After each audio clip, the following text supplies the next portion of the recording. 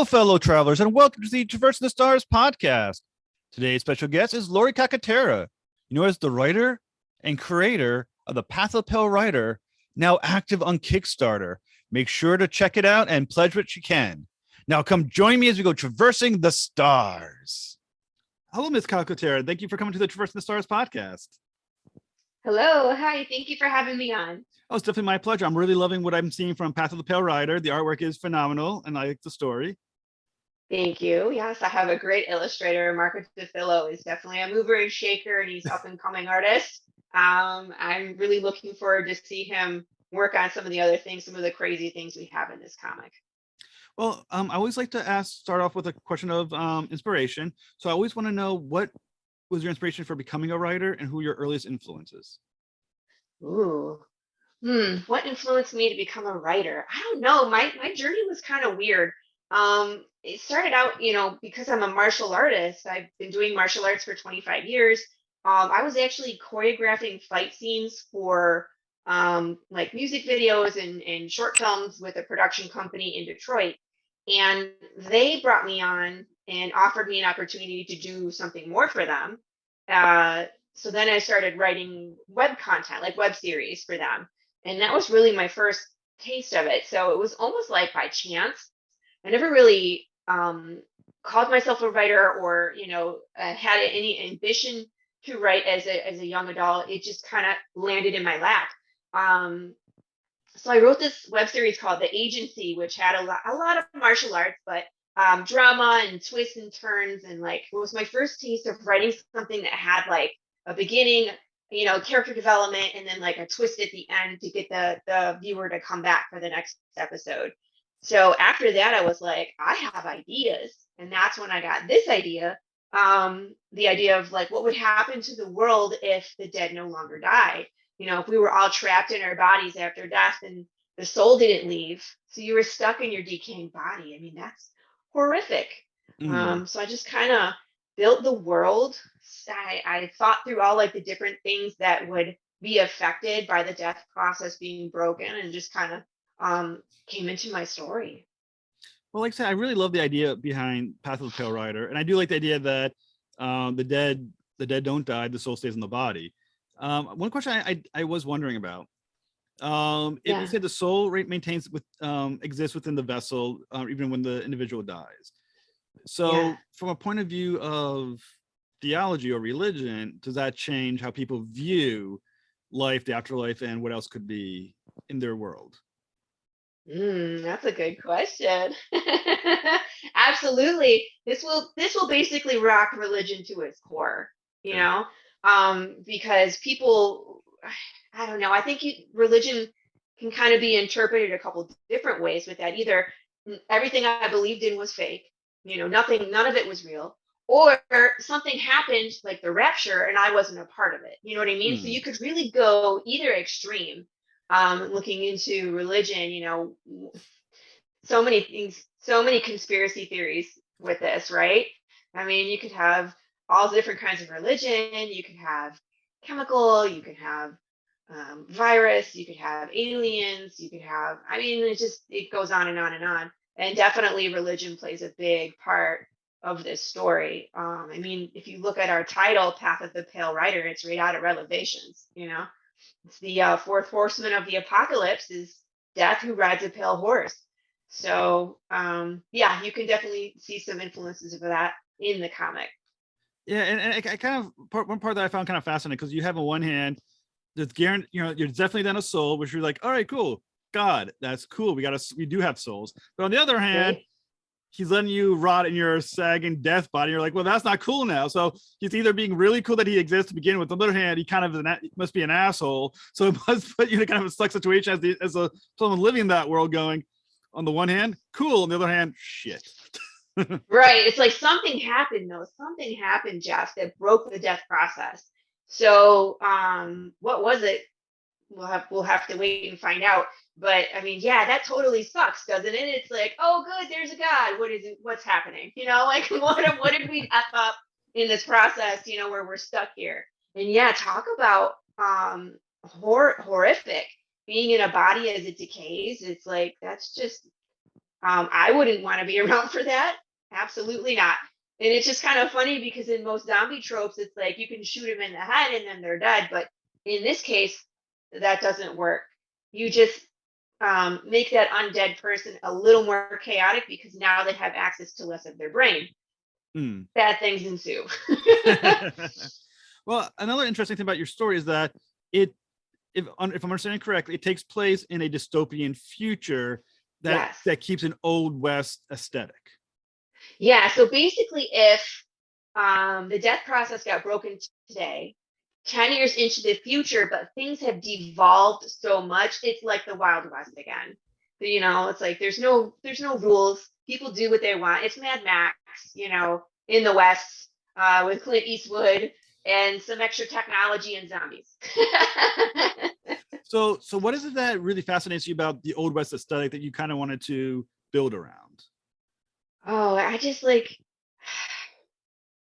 the grunginess, the dirtiness. It's like you have to live off the land and um yeah, like old westerns, all those Clint Eastwood movies, like Good, Bad, and the Ugly, Fistful of Dollars, Path of, not Path of Pale Rider.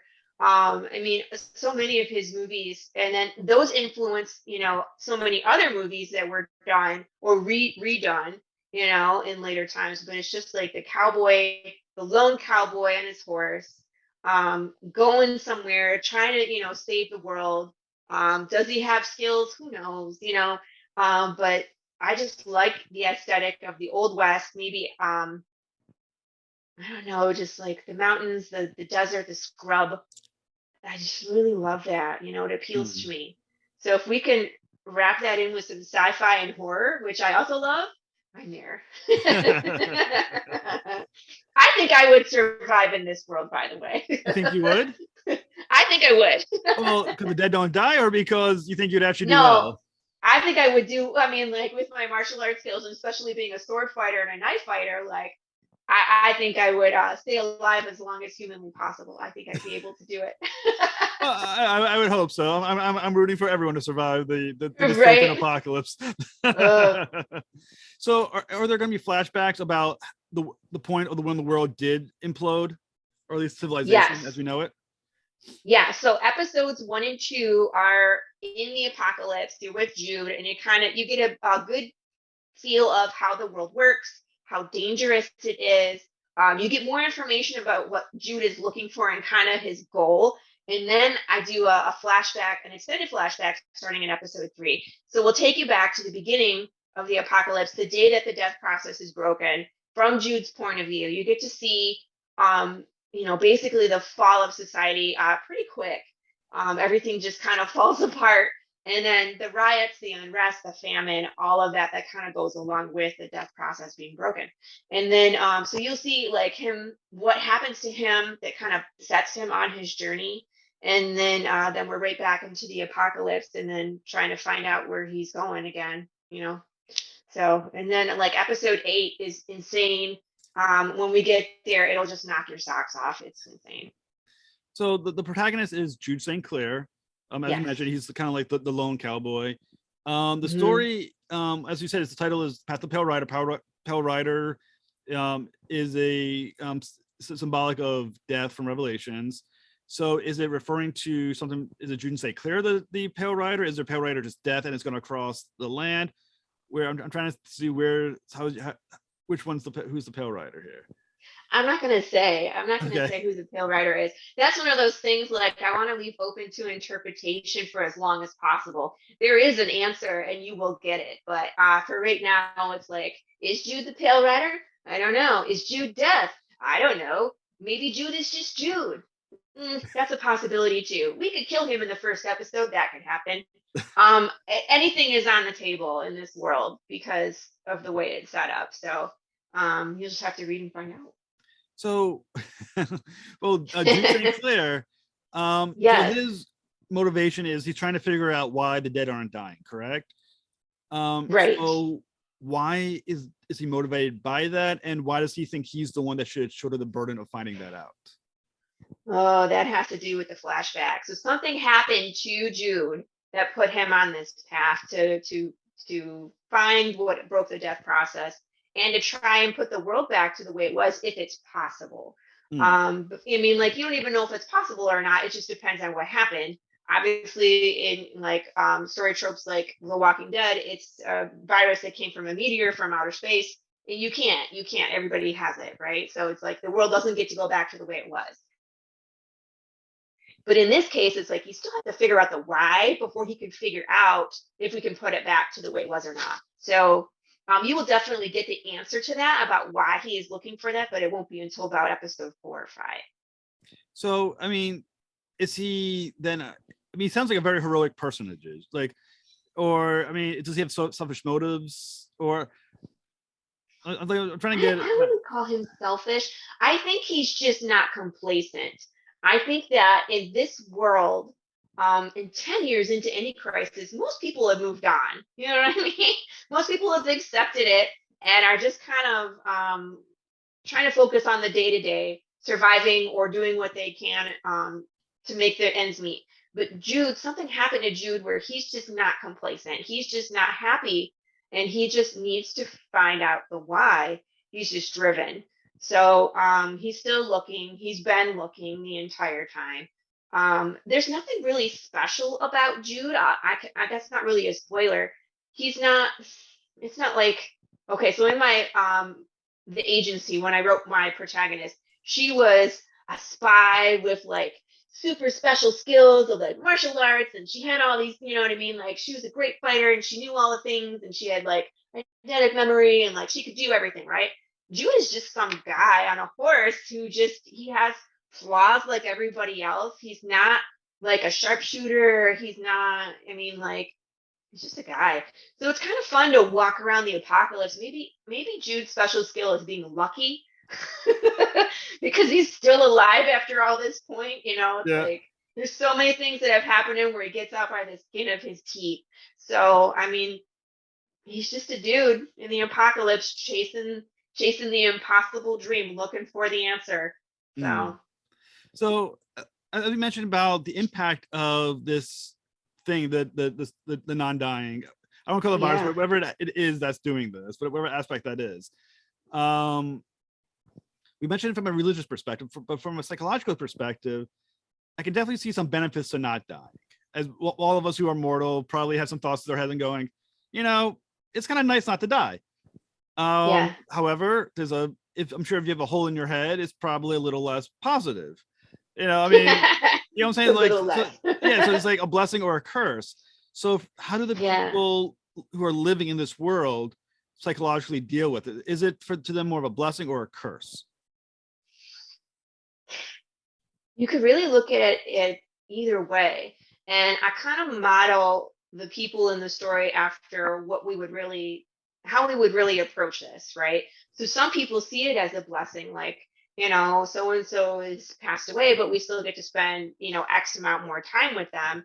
Um, or, you know, some people see it as a curse, like maybe they're just so unhappy. And someone else in a different interview was like, what if they were already going to end their own life and now they can't, you know, there's no transition, so they're stuck here. I'm like, there's that possibility as well. I think it would be, in my opinion, it would be devastating to have to watch a significant other or a child decay in front of your eyes, you Hmm. know, and it's not just um, physically, but mentally, you know, where maybe they don't recognize you anymore, or they're being violent where they never were. And you either just have to deal with it, or do you send them away to the undead retirement community to live apart? I mean, at some point in the story, the government kind of makes up their mind for everybody and separates the two communities. But then you have the other extreme of people trying to hide undead because they don't want to part with them.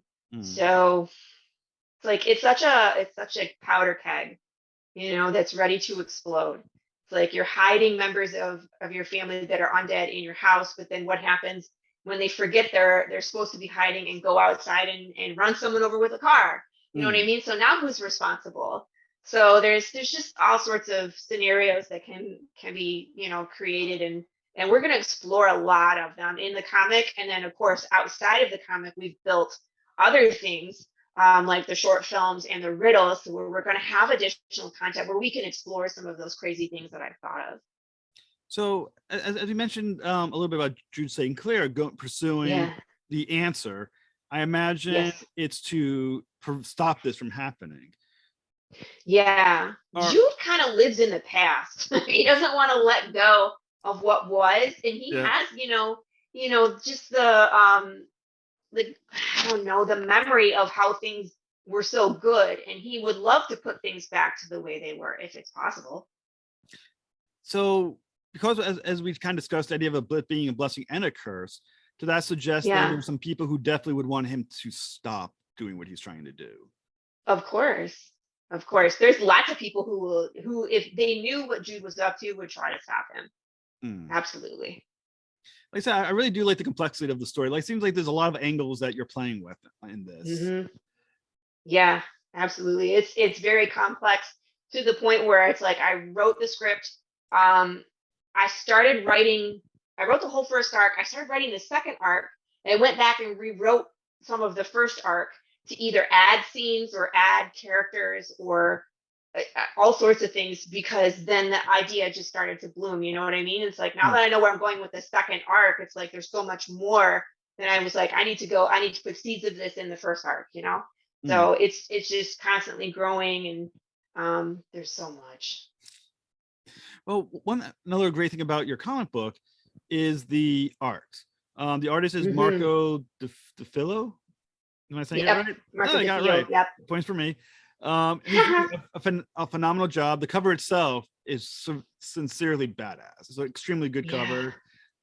We'll definitely have to put it in our thumbnail or something, because it's such a great cover. Um, Yes. so can you tell me how he came into the project, a little bit about how his artwork has affected either the storyline, or did it impact something about the direction of the book or anything because of its level of quality? Ooh, okay. So Marco and I met on social media. We are actually both in a group called Connecting Comic Book Artists and Writers. So I had started over a couple times with this project, because being that it was 2020 and things were difficult for everybody, it was kind of had a couple false starts.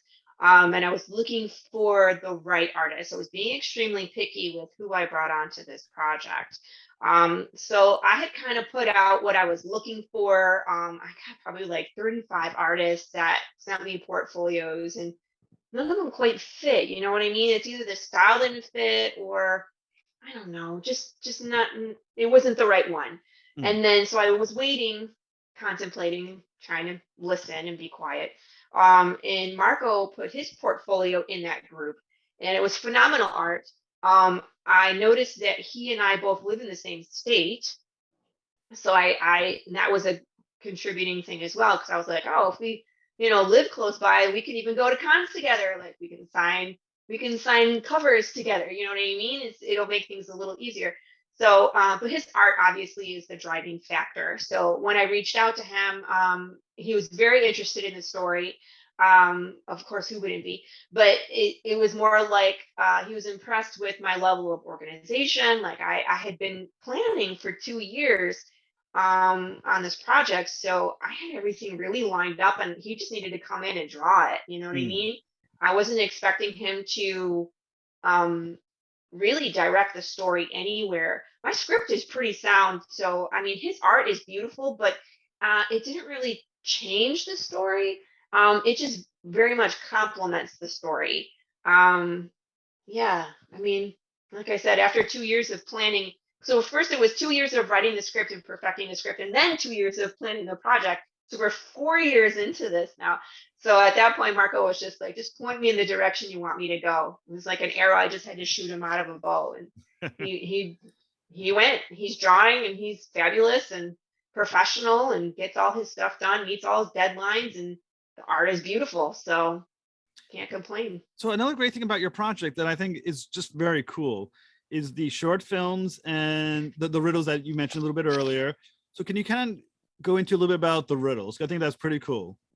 Riddles. The riddles are so much fun. So I love riddles. I love to solve them. And it's like if I can do something interactive with a story I like, I'm there. One of the first things I experienced that with, I think it was one of the Matrix video games where it's like you could go on and play the game, but you could also hack the game, just like if you were in the world of the Matrix, and you could unlock like special powers or special features and blah blah blah. So that's kind of like where I experienced it, and that just made the game so much cooler to me. So that's what I'm going for, is I'm going to create this rabbit hole for people to fall into and really immerse themselves into the story. So with that additional content that I talked about, this is how we're going to explore that. So the riddles, episode 1 has a riddle on the back cover. I'm not going to say what kind of riddle it is because it'll give it away. I've had 3 people solve it so far, so it's solvable. And in my opinion, it's one of the easier ones that I'm going to do. So you got to get out there. You got to, I mean, if you're on the Kickstarter page, you can scroll down to the bottom where it talks about the big picture. Our short film is there, and then our cover is there, and see if you can solve it. You get bragging rights. It will actually send you to a place in the real world. You can interact with the other people that have solved the riddles. And then starting with episode 2 and forward, they're going to get harder, but there's going to be additional content, like I said. So either a YouTube channel or a podcast or phone number or like a website. Maybe it's like put in your address and I mail you something that's related to Path of the Pale Rider. There's so many different ways that I plan on interacting with that. So it's going to be a lot of fun. And we're going to have like Morse code and ciphers and invisible ink and, all sorts of things. It's like maybe you have to hold it up into the light. Maybe it's like you put 2 pages together and hold it up to the light and it reveals something. It's like there's so many things that I've been spending lots of time, probably too much time, finding out different ways that we can do riddles. I'm excited for those. Well, I mean, that sounds really cool. So how about a little bit tell me a little bit about the short films. So the short film, since I'm from production, obviously I wanted to continue doing something visually, not just 3D, not 2D. You know what I mean?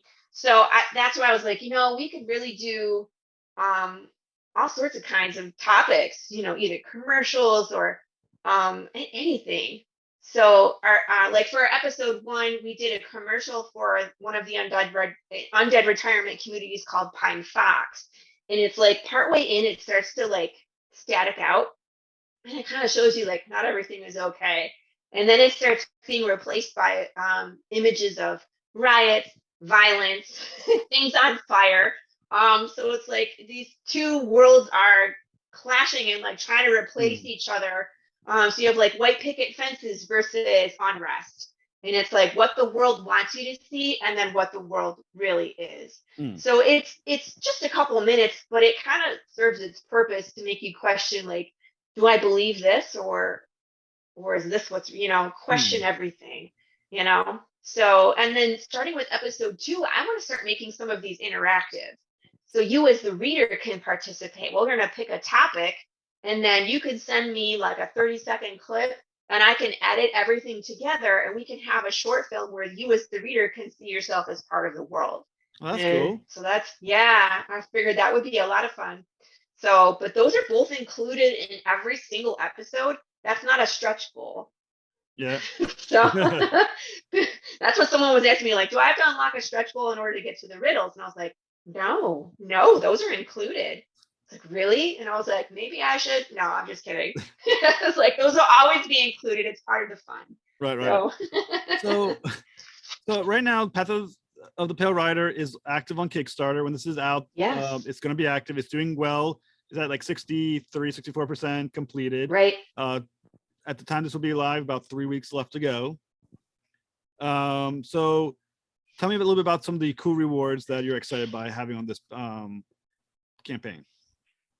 We have rewards that pretty much fit any request. So of course you can pledge without reward. We've had a couple people do that, but you can also pledge to get like the PDF level. So like $5 is the PDF level. Oh, I just killed it. So obviously you get your name on a thank you page, and then you can we will email you the copy of the comic. $10, we have a keychain that's added to that. So you don't get a physical copy, but if you still want something, you get the PDF copy, and then I'll send you a keychain. $15, I have 4 different levels. One of them is an early bird special. I only have 50. Ooh, there's only 29 left, so we're about halfway gone with those. So I'm running a collectible sticker with every episode. So if you are a collector, I got a couple different options of things to collect. This is one of them, where you could get the sticker along with a physical copy with Marco's cover and then the PDF.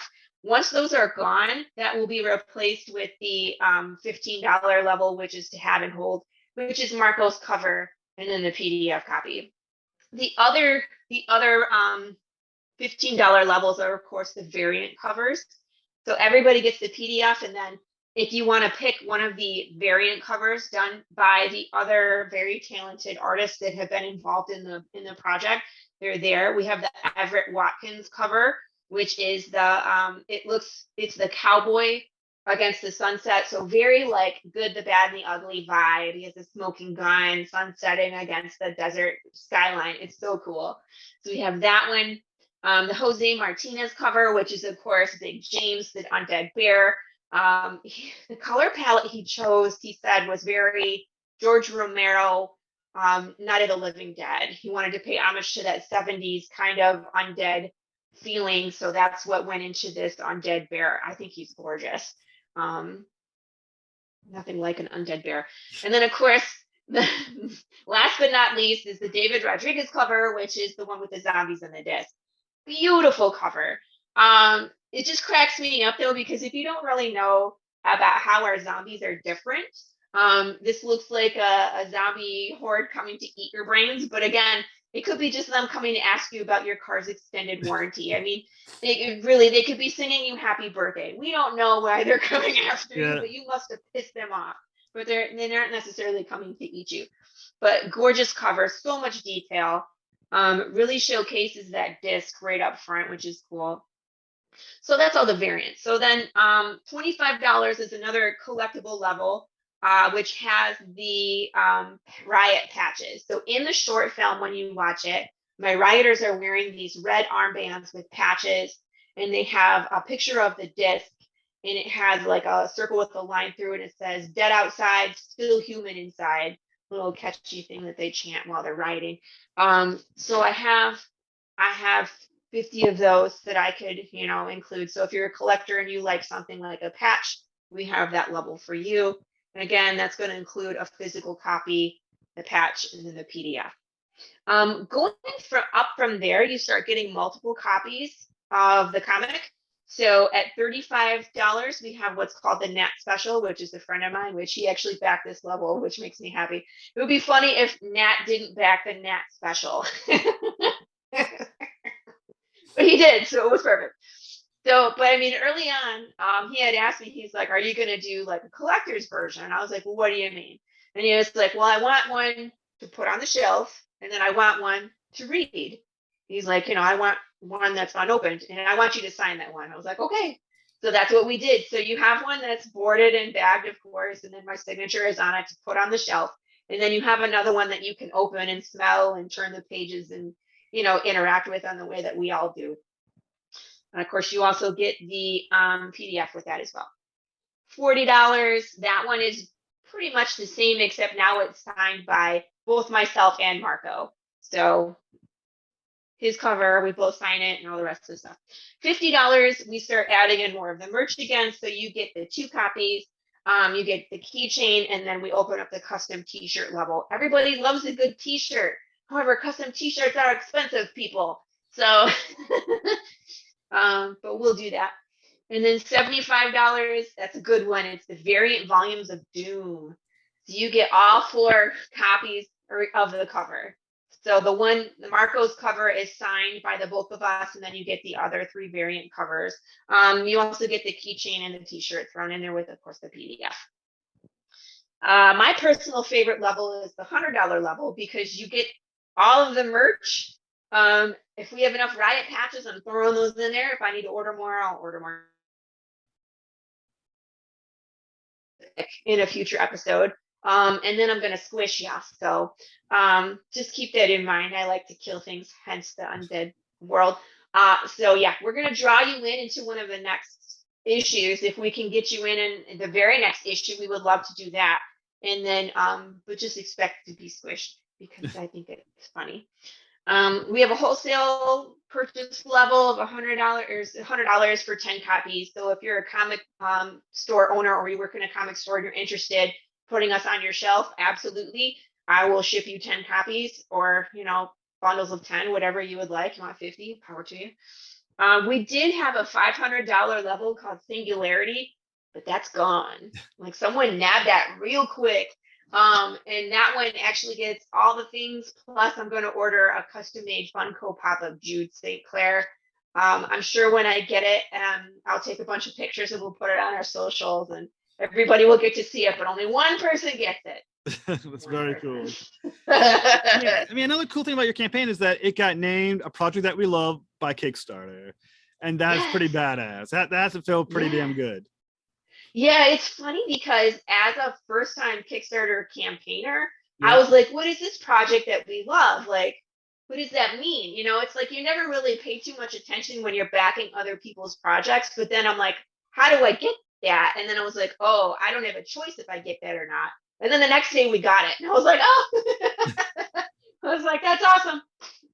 So we got that. And then there was another one that we got. Forward Fund. We got that badge too because we had a like an investor invest in us as well. It was like, hold on, capital something.